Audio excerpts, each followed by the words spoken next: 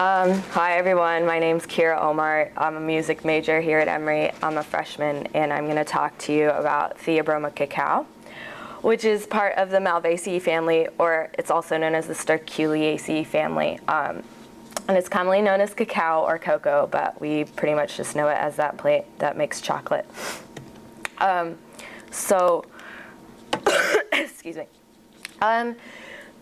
Theobroma cacao is primarily cultivated for the use of manufacturing chocolate, but it also has some health benefits as well, including the methylxanthines, the primary one, which is theobromine, but it also has some caffeine. There are also some significant antioxidant properties in Theobroma cacao that I'll talk about later. It's typically native to tropical regions, particularly in South and Central America, but because of the high value of the plant, it's often been used in, or it's been cultivated in African countries and Asian countries as well. So here on the left is a picture of the pod that's typical to the plant. It's surrounded by this yellow hard husk. And then inside the husk is a mucilage, which is a sweet flavored sort of squishy substance. And then inside the mucilage is where you find the beans, which is where we get the flavor of the cacao after it's been fermented in other processing techniques. And the picture on the right shows the actual tree. And as you can see, the pods actually grow directly from the branches and the trunk, which is interesting for plants like this. And then the leaves are pretty large and they have undivided blades. Okay, and then this on the left is a picture, on the left is a picture of the flowers that are found, and they grow directly on the branch, which is they're actually pretty small, especially considering this is what produces the massive pods that we saw earlier. So the flowers grow in little clusters directly on the trunk, which is referred to as cauliflorous. And then on the right here is a picture of the fermented beans, and that's where we get our typical chocolate flavor from. Traditionally, it was used by the Mayans as a social beverage because of its stimulant properties. And the processing technique that they used has actually continued today, where they ripen throughout the year and then allow it to ferment and dry, and then they race it and grind it into a paste. They actually drink it from a calabash, the paste directly from a calabash. The Aztecs used it as currency, which was interesting to me because it was only eaten by noblemen and rich people, because it was almost like you were eating money if you were eating cacao, which I thought that was pretty interesting. And then the Choco Indians consumed the white mucilage as a snack in between meals. It apparently has a mango-y flavor, which was kind of strange because it's not really used by us anymore, but it seems like it would have a good flavor to me. But so the Cuna Indians also drank it as a social beverage, but they also had some medicinal uses for it, including the way they helped ease some pregnancy. Sorry, I'm saying a lot. Some pregnancy symptoms, and then they also, since it was a stimulant, they gave it to weary children as an infusion to help them become not weary, which was always a concern for Cuna Indians if their children were weary. The chemistry and pharmacology of the plant include the methylxanthines that I talked about earlier, the primary one of which is theobromine, even though I have a picture of caffeine here.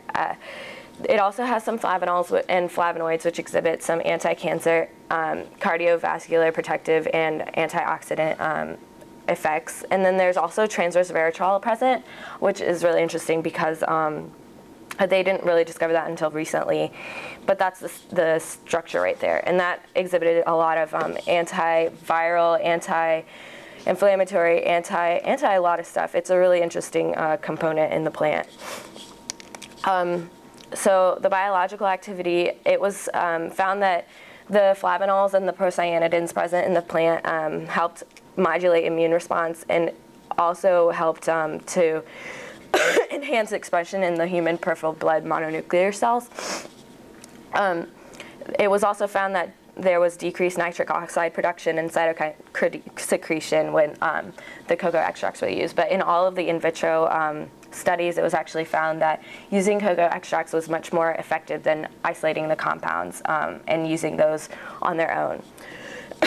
Excuse me. And then in vivo, it was found in rats that epicatechin had a lot of antioxidant effects and improved radical scavenging activity among male rats especially. And then in one other in vivo study, it was discovered that high concentrations of the methylxanthines in cacao actually resulted in reproductive toxicities, especially in male rodents. But there's not actually enough of the methylxanthines present to actually cause that to happen. You just have to give them a higher concentration for that to actually result.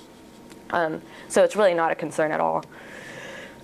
There haven't been a lot of clinical studies because of cacao's primary use as a commercial plant, so it hasn't been studied as much as I would like it to have been. But the polyphenolic compounds may actually be useful in increasing blood flow and perfusion of the brain. And also the flavonols present may also be useful in treating neurodegenerative diseases. I should actually say degenerative, like Alzheimer's. Oh, oops. The contraindications in the plant include, it was generally regarded as safe, but there is like the possibility of allergies because it is a seed and a nut. So that's a possibility. But as I said earlier, there's a possibility of reproductive toxicities in animals, but not in high enough concentrations in the plant. And it may even have, it's known to have like less than a cup of decaf coffee, like less caffeine than a cup of decaf coffee. And then in vitro studies have actually suggested that removing the methylxanthines has actually enhanced the antioxidant effects, which means that somehow the methylxanthines are hindering that activity in some way, but not that much. Currently, as I've talked about, it's exploited for commercial use and making chocolate. And the modern processing technique is the same as the Mayan technique. They ferment it and roast the beans and then grind it to a paste. And then the result is this chocolate liquor, which consists of 55% cocoa butter and cocoa powder. And then you add a bunch of junk to make the chocolate that we have today. Medicinally, though, I think the presence of transresveratrol actually has the greatest medicinal potential. And it's antioxidant, antiplatelet formation, anti-inflammatory, estrogenic, anti-cancer, anti-tumor, and antiviral activities. It's a really cool little thing. And then, in addition, cacao husk lignin, which is the outside hard part, has exhibited some anti-HIV activity. And then, as we know, cacao also has some really good antioxidant properties, and that's something that the marketing companies have really honed in on and used for marketing stuff. In conclusion, it's used primarily for its economic value. However, it does cause a problem with the maintenance of native forests because they've been destroying forests just for the cultivation of cacao plants, and that's not ideal for those areas. And then there's also some negative projections for the future that there may be increased consumption of cacao beans by 1 million tons in the next decade, which is a lot. And so that's actually a problem for the African countries, which are primarily the source of the beans that we use for chocolate. And then there's also some ethical issues in the cacao harvest, including Mars and Hershey have been using some African child labor, which was causing some serious controversy in the chocolate industry. But the effects include a lot of really good things that are in the plant, like anti-inflammatory activity and improved cardiovascular health. And then its stimulant effects make it a really good, like, recharging type of treat. Thank you.